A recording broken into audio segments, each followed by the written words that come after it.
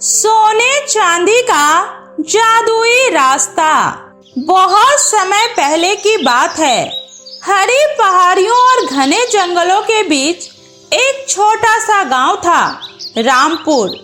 उस गांव में आरती नाम की एक गरीब लड़की अपनी दादी के साथ रहती थी। आरती बहुत ही मेहनती और दयालु थी। वो रोज जंगलों से लकड़ियां लाकर गांव में बेचती थी और उसी से उसके घर का गुजारा चलता था।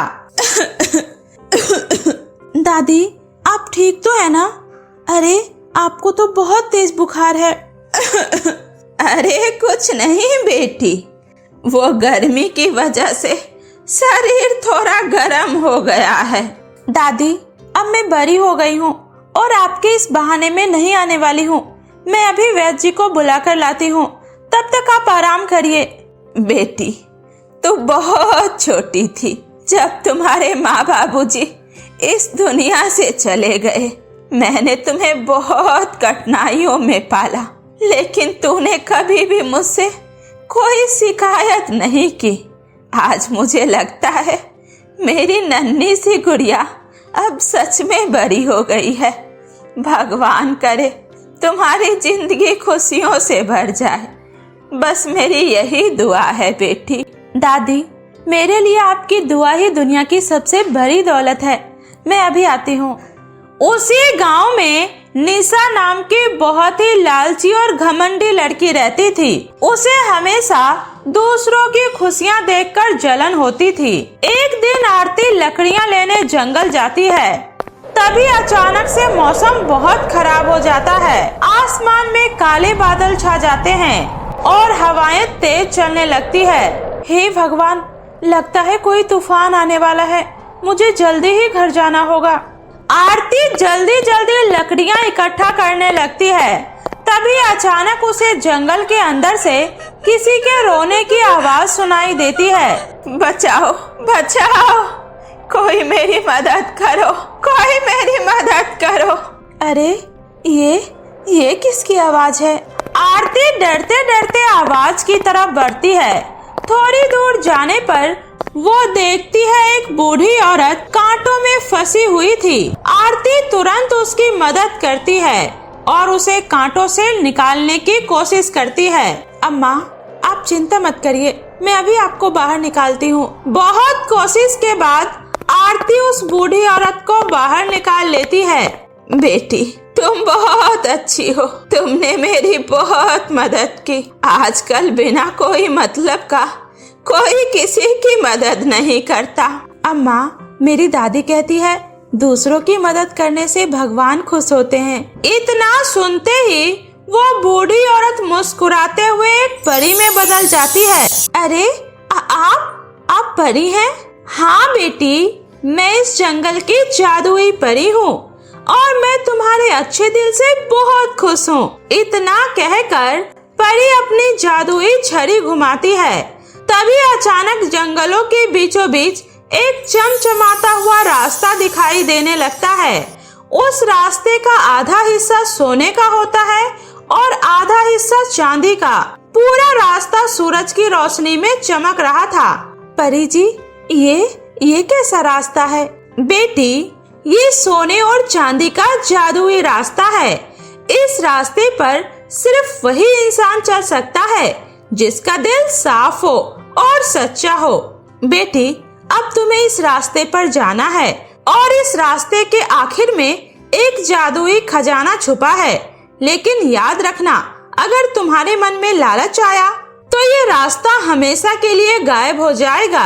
अब जाओ बेटी। आरती परी का धन्यवाद करके जादुई सोने चांदी के रास्ते पर आगे बढ़ने लगती है। जैसे जैसे वो आगे बढ़ती है, रास्ते के किनारे लगे पेड़ चमकने लगते हैं। थोड़ी दूर जाने पर उसे एक घायल खरगोश दिखाई देता है। आरती तुरंत रुक जाती है। अरे, ये खरगोश तो बहुत तकलीफ में है, मुझे इसकी मदद करनी होगी। वे अपने दुपट्टे से खरगोश के पैर में पट्टी बांधती है और उसे प्यार करके आगे बढ़ने लगती है।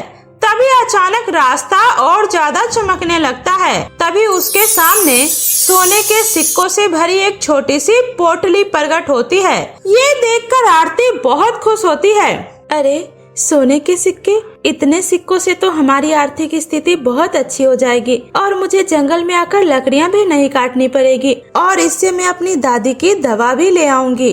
तभी अचानक आगे का रास्ता पूरी तरह से सोने का बन जाता है और आगे बहुत सारा खजाना दिखाई देने लगता है। लेकिन आरती बिना कोई लालच के वापस लौटने का फैसला करती है और चुपचाप अपने घर आ जाती है। अरे बेटी, ये क्या, तूने आज आने में बहुत देर कर दी। दादी सब बताती हूँ, पहले ये देखो।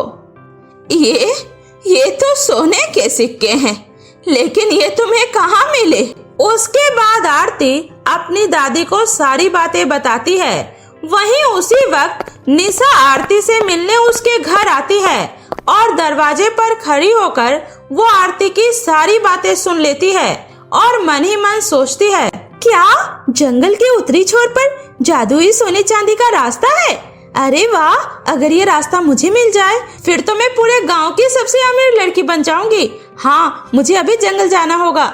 इतना सोचकर निशा जंगल की तरफ निकल पड़ती है। उत्तरी छोर की ओर आगे बढ़ने पर उसे भी वो जादुई सोने चांदी का रास्ता दिखाई देता है। अरे वाह, मिल गया, मुझे सोने चांदी का रास्ता मिल गया। अब मैं इस दुनिया की सबसे अमीर लड़की बन जाऊंगी। निशा लालच में पागल होकर उस जादुई रास्ते पर दौड़ने लगती है।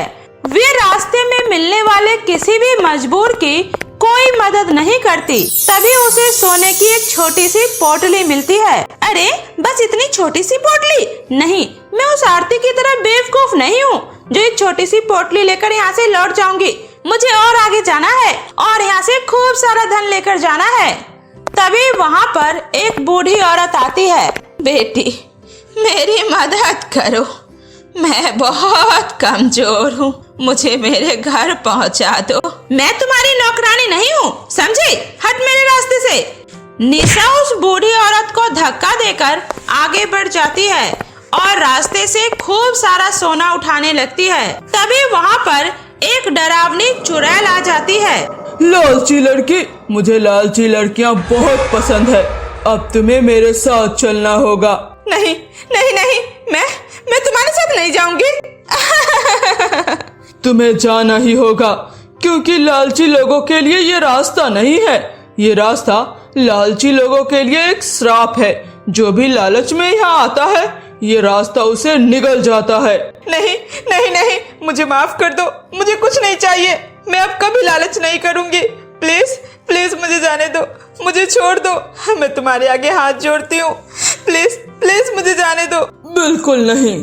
तभी वहाँ पर फिर से परी प्रकट होती है। रुक जाओ चुड़ैल, ये लड़की अब पूरी तरह से बदल चुकी है, इसे माफ कर दो और इसे जाने दो। जैसी आपकी मर्जी परी जी।